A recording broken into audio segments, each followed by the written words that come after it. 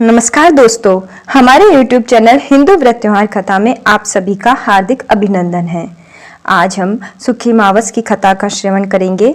उसके पहले आप सभी से विनम्र अनुरोध है कि अगर आपको हमारे चैनल पर डली हुई जानकारी, हिंदू पर्व से संबंधित तथ्य सब अच्छे लगते हैं तो हमारे इस चैनल को सब्सक्राइब करें, हमारे द्वारा डाले गए वीडियो को लाइक करें और इन्हें अपने परिवारजनों व मित्रगणों में शेयर करें।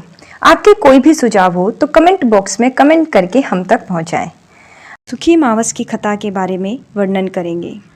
सुखी अमावस्या सुख की कामना के लिए किया जाने वाला व्रत है। ये व्रत शुक्र अमावस्या या सोम अमावस्या से प्रारंभ करके 3 साल तक किया जाता है। प्रथम साल में गेहूं, दूसरे साल में बाजरा, तीसरे साल में चावल का सेवन करना चाहिए। सुखी अमावस की कथा इस प्रकार है। एक नगरी में एक राजा व उसकी प्रजा सभी आनंद से रहते थे। राजा की रानी धार्मिक विचारों की थी। राजा के महल के सामने एक साहूकार की हवेली थी। रानी एवं सेठानी में मित्रता थी। एक रोज साहूकार की हवेली से रोने की आवाज आने लगी। रानी ने राजा से इस विलाप का कारण पूछा। राजा ने कहा कि सेठ का पुत्र मर गया है, इसलिए सभी दुखी हो विलाप कर रहे हैं। रानी ने कहा, ये इतने दुख से क्यों रो रहे हैं? दुख क्या होता है?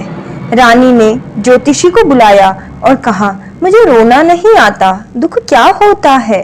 ज्योतिषी ने कहा, तुम कोई ऐसा व्रत तो नहीं करती जिससे दुख पास ही नहीं आता हो? रानी ने कहा, मैं सुख अमावस का व्रत करती हूँ।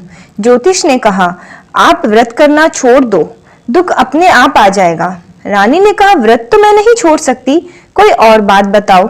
ज्योतिषी ने कहा, आप लड्डू में जहर डालकर अपने बच्चे को खिलाना। रानी ने ऐसा ही किया। बच्चे लड्डू खाकर सो गए। सुख अमावस माँ ने उनका जहर दूर कर दिया। बच्चे सोकर वापस उठ गए। रानी ने थोड़े दिन बाद ज्योतिषी को वापस बुलाया और पूछा तो ज्योतिषी बोले, इस बार कुंवर को महल से नीचे डाल दो, फिर मालूम हो जाएगा कि दुख क्या होता है। महारानी ने अपने कुंवर को गोद में उठाया, महल के ऊपर ले गई और ऊपर से कुंवर को नीचे गिरा दिया। सुख अमावस माँ ने उसे ऊपर ही गोद में ले लिया और नीचे आंगन में बैठा दिया। कुंवर को खरोच ही नहीं आई। रानी ने नीचे आकर देखा, बच्चा खेल रहा है। रानी को अति सुख हुआ, अतः उसे रोना नहीं आया। अब रानी ने राजा से पूछा, महाराज दुख क्या होता है? उस समय पड़ोसी राज्य से युद्ध चल रहा था। राजा ने रानी से कहा कि मैं अकेला युद्ध में जा रहा हूँ, मेरे मरने के बाद तुम्हें समझ आ जाएगा कि दुख क्या होता है। राजा ने युद्ध के लिए प्रस्थान किया, लेकिन भगवान और सुख अमावस माँ की कृपा से राजा विजयी होकर घर आ गया। अब राजा को भी आश्चर्य होने लगा। रानी ने फिर पूछा, महाराज दुख क्या होता है? राजा ने सोचा रानी को कैसे समझाया जाए। रानी को बुलवाया गया और कहा कि मैं गंगा जी में कूद जाऊंगा, तब तुम्हें दुख का एहसास होगा। राजा ने यात्रा के लिए प्रस्थान किया। उधर शिवजी पार्वती जी से बोले, सती मैं अब तुम्हें सुखी आत्मा रानी के दर्शन कराऊंगा। वे वेश बदल कर पृथ्वी लोक पर आए और रानी को देखा कि वह सुख अमावस का पूजन कर रही है। पार्वती ने पूछा कि कलयुग में भी रानी को दुख क्यों नहीं है? शिवजी बोले, रानी पूर्व जन्म में ब्राह्मणी थी और सुख अमावस का व्रत किया करती थी, सो इस जन्म में सुख का आनंद ले रही है। सती राजा गया तो है पर गंगा जी में भी नहीं मरेगा। तभी राजा गंगा स्नान कर वापस कर आया। राजा ने रानी के व्रत की महिमा मानी और नगरी में ढिंडोरा पिटाया कि सभी प्रजाजन हर अमावस को सुख अमावस का व्रत करे और स्वयं भी करने लगा। हे सुखी अमावस माता, जिस प्रकार रानी को दुख का दर्शन नहीं हुआ, उसी प्रकार कथा श्रवण करने वालों को भी कभी दुख का दर्शन ना हो। सुख अमावस माता की जय। सुख अमावस माता की दूसरी कथा इस प्रकार है। एक ब्राह्मण और ब्राह्मणी थी। वे दोनों भगवान के भक्त थे। घर में सब कुछ था, पर उनके कोई संतान नहीं होने से वे अति दुखी रहते थे। एक दिन अपनी स्त्री से वन में तपस्या करने जाने के लिए कहा और भगवान पर भरोसा करके वह ब्राह्मण वन में चला गया। जंगल में जाकर वह ब्राह्मण तप करने लगा। बहुत वर्ष बीत गए। उसको वैराग्य हुआ कि अब अपना जीवन समाप्त कर दूंगा। इस प्रकार सोचकर वह पेड़ की डाली पर फांसी का फंदा लगाकर मरने को तैयार हो गया। तब सुख अमावस्या माता प्रकट होकर बोली, देख ब्राह्मण, तुम्हारे 7 जन्म तो कोई संतान नहीं लिखी है, किंतु मैं तुम्हें 2 कन्या का वरदान देती हूँ। एक का नाम अमावस्या, दूसरी का नाम पूनम रख देना। तेरी स्त्री को कहना कि सुख अमावस्या का व्रत या उपवास करे।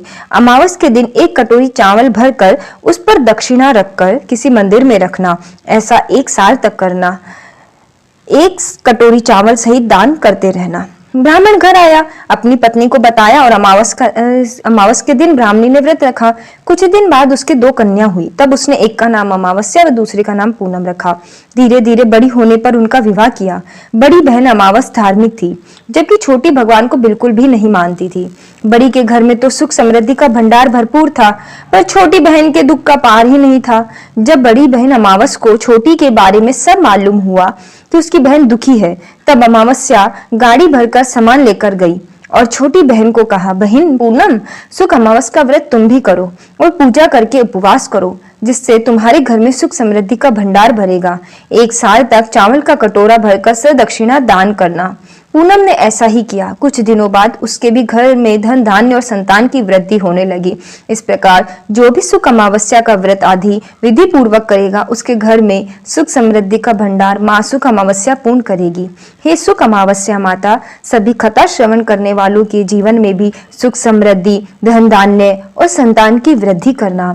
आप सभी का आशीर्वाद, आप सभी पर अपना आशीर्वाद बनाए रखना। बोलो सुख अमावस माता की जय। जय श्री राम, जय श्री कृष्णा। इसके बाद विनायक जी की कहानी भी कही जाती है, जो कि हमारे YouTube चैनल पर पहले से डली हुई है। उसका लिंक डिस्क्रिप्शन बॉक्स में है, आप उस पर जाकर विनायक जी की कहानी भी सुन सकते हैं।